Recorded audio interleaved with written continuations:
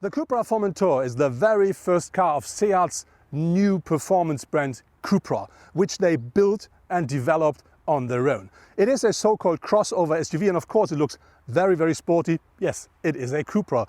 But how it drives, what about the powertrain, the space, the comfort, and of course the driver assistance and safety systems? Let's find out now. There will be 9 different powertrains available for the Cupra Formentor, and that'll be diesel as well as petrol, as well as hybrid or plug-in hybrids. And I do not have the numbers of all of them already, but there will be a plug-in hybrid with a combination out of 150 horsepower petrol engine combined with a 85 kilowatt electric motor. And then there will be an entrance model which will have 150 horsepower out of a 4-cylinder petrol engine, and I think this will be the 1.5 liter you may already know from other Volkswagen models. And on top of this there is the car we're driving, which is the top version, 310 horsepower, 400 newton meters of maximum torque out of a 4-cylinder 2-liter turbo petrol engine, and that gives the car some nice figures like top speed limited at 250 kilometers per hour and the acceleration 0 to 100 kilometers per hour in only 4.9 seconds.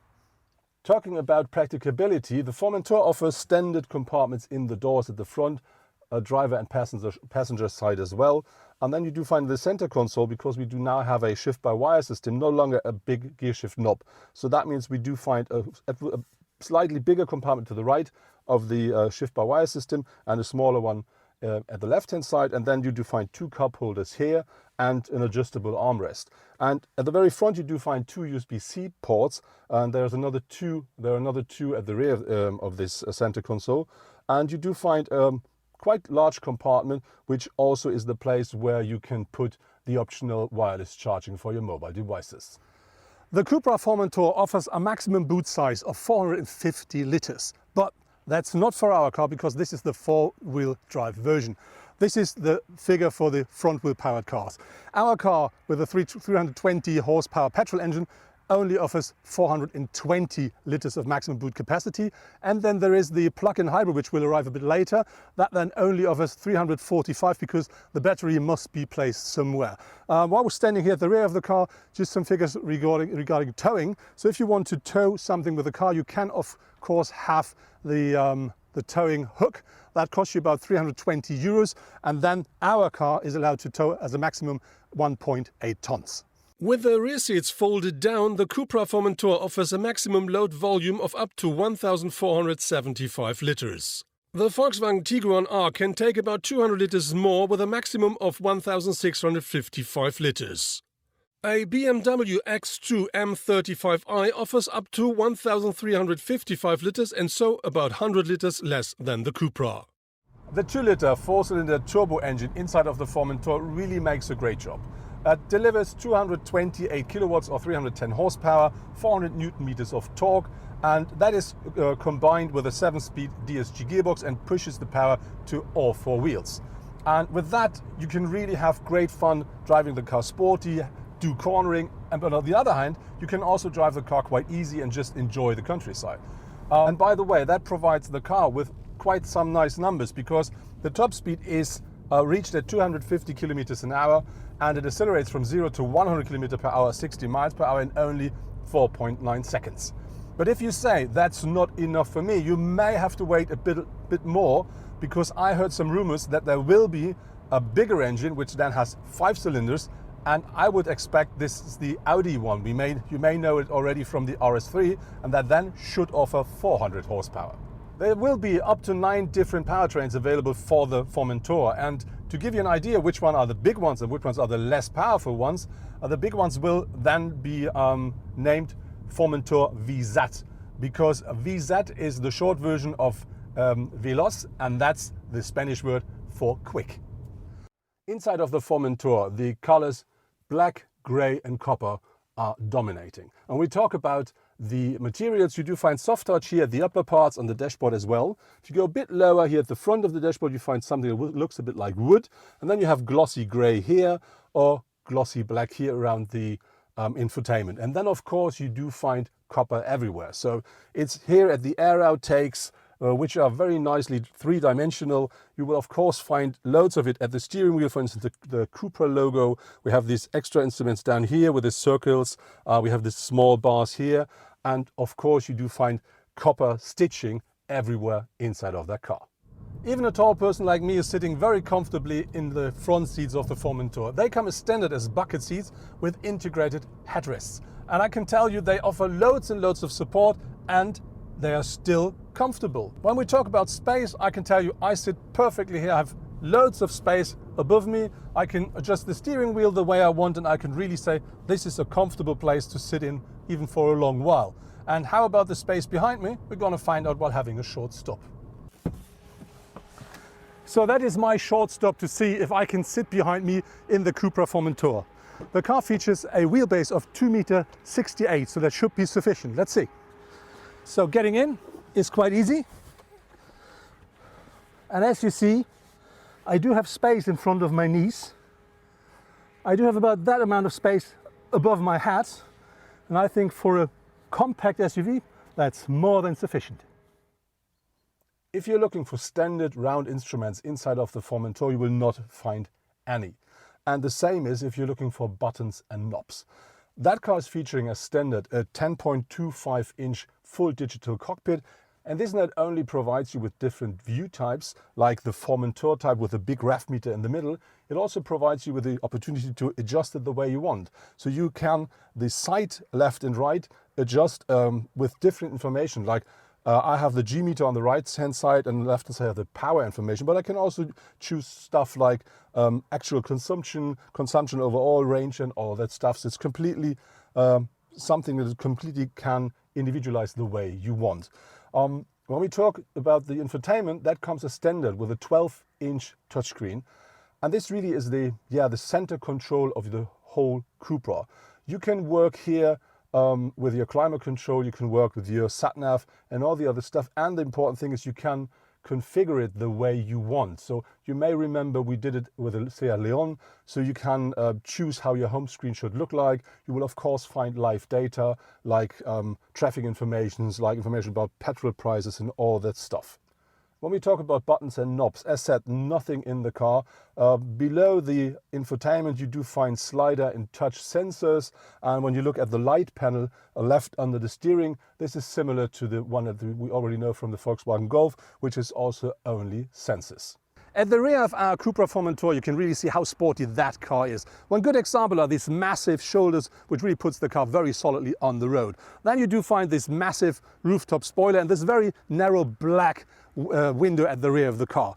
The Formentor always comes with LED taillights and with this light band between the two taillights, and that is the reason why the car looks even wider than it is in reality. On top of this, you do find the Cupra logo and the signature of Cupra to tell the guys you just overtake what car did this to them. And to make the car even more sporty, we have this glossy black diffuser here at the rear of the car and 4 massive pipes. There's one real highlight inside of the car, which is the sport steering wheel. And this not only features the buttons and knobs we already know from the new Seat Leon, it also features 2 extra buttons down here. One is to start and stop the engine, which is quite nice because normally that's in the center console, and the other one is the Cupra button. And with this one you can switch the drive profiles from comfort to sport or to individual, but if you press the button longer you instantly jump into the Cupra mode, and then the car really is a beast. If you want to connect your mobile device inside of the car, there are 2 USB-C sockets in the front and 2 at the rear. But if you don't want to use any cables, you can buy for 220 euros the so-called connectivity box, which provides you with wireless charging. And if you put another 200 on top, you will get Apple CarPlay Wireless and Android Auto as well.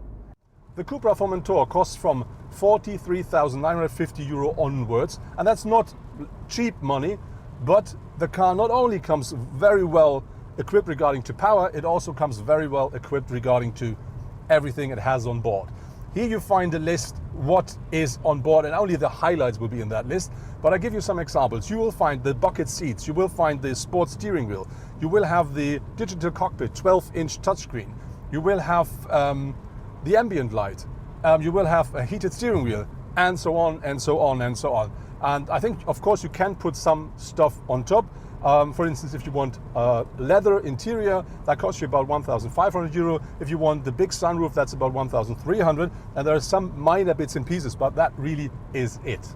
44,000 euros doesn't sound like little money, but if you look what you have to pay for compact SUVs from other manufacturers with similar performance, the amount sounds more interesting. The new Volkswagen Tiguan R with its 320 horsepower should start at just under 60,000 euros. And the 306 horsepower BMW X2 M35i is available from around 54,000 euros, but with plenty of room for extras. The Formentor always comes with 19-inch alloy wheels, but our car is featuring the dual color version with black and copper, and that one costs you in Germany about 300 euros extra. When you look at the car overall, it's 4.45 meters in length, and that's a little bit less than a Cupra Ateca, but it's only 1.51 meters in height, and that's about 10 centimeters less than the Cupra Ateca, and that really gives the car a lot more sporty proportions. When we look and talk about the design of the car, we do have nothing very important here at the front part, but at the rear you see this really massive line over the wheel arch at the rear, and you do see the window graphic from the bottom. It goes up here and the roof line drops here, and that gives the car really a push to the front and makes the car look even more sporty. By the way, a detail which I really like a lot are these rear view mirrors. Not only that they are grey and shiny, they also have this indicator, which I really do like a lot. I've never seen anything like it before on a different car. And then to give the car a bit of this rough look of an SUV, you find this glossy black roof rails. You do of course find these wheel arch claddings and the claddings at the side of the car, just to remind you this is a crossover SUV. The Formentor features loads and loads of driver assistance and safety systems. Here you're going to find a list of what is always on board. And to give you some examples, for instance, the car features an adaptive cruise control, an active lane assist, a rear view camera, and so on and so on. And I think you can only order 2 optional extras regarding to the assistance systems. The Formentor is 1.84 meters in width, and as I think when you look at the front of the car, it really looks very solidly on the road. One reason for that is this quite flat and very long hood with this power domes. Another thing, of course, is this massive glossy black grille with the Cupra logo and the very thin, narrow and very sharp signed headlamps at both sides of this grille. By the way, these headlamps, they always come as standard in full LED. Another important thing for the look at the face of the car is the front bumper with these aero elements, which not only look nice, they also make the car drive even better. And then you find these air intakes here at the side. They put the pressure at the front to the side of the car, make the car look really solidly on the road. And on the other hand, they're important because they are the air intakes to cool your brakes. That was my test drive with the new Cupra Formentor. And I have to say, I still really like the exterior design. And when you look inside of the car, it's an absolute beauty, I think. You find glossy black, glossy grey, leather, soft touch, and all that copper. So it really looks as a Cupra should look like. And then bucket seats as standard, 12-inch touchscreen, loads of driver assistance and safety systems, all perfect. And then the drive, 310 horsepower, 4-wheel drive. And it's a real pleasure because the steering and suspension works perfectly in the car. So I really don't have to say anything negative about it. And when you look at the pricing, less than 44,000 euros for the base model, which is fully equipped, and that's even less than the Cupra Ateca costs.